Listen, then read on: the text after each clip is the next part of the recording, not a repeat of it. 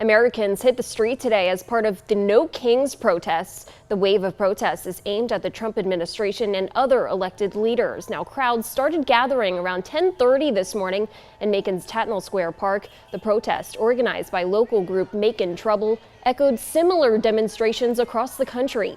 This marks the third wave of nationwide protests since President Trump's return to the White House. Speakers called for camaraderie and peaceful resistance. They also stressed the importance of voting in upcoming local elections, including Georgia's Public Service Commission race. Participants filled the park with handmade signs, chants, and even costumes ranging from unicorns to dinosaurs. Organizers are calling it a joyful and fun celebration. Protection of your rights for speech and assembly. These are all being threatened, and people are worried. There were infractions in June, but I think they've gotten worse over time with ICE going in and arresting people, and there's no recourse.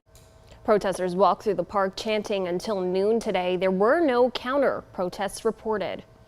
And this is the scene from protests in Atlanta, as more than 2,500 demonstrations are planned across all 50 states.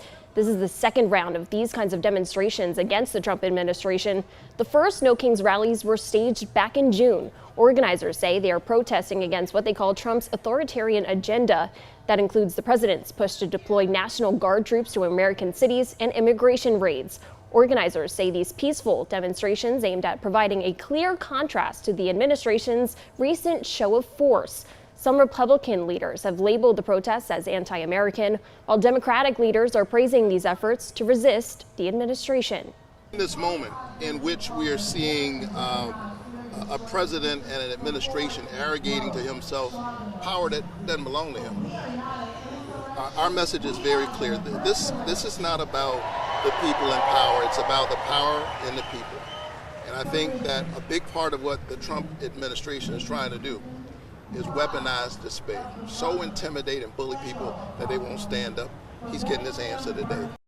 And from coast to coast, protesters gathered at these rallies today. Elise Preston has more.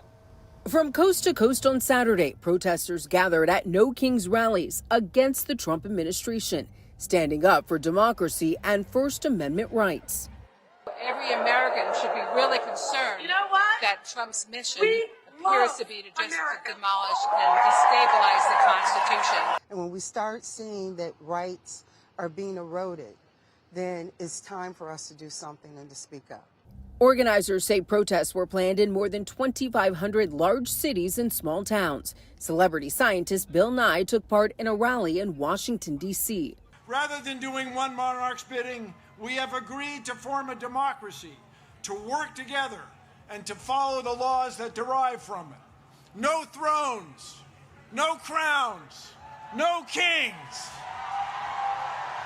In some cases, entire families came out to protest. There's a whole movement of people across the political spectrum that are here to stand up for what's right.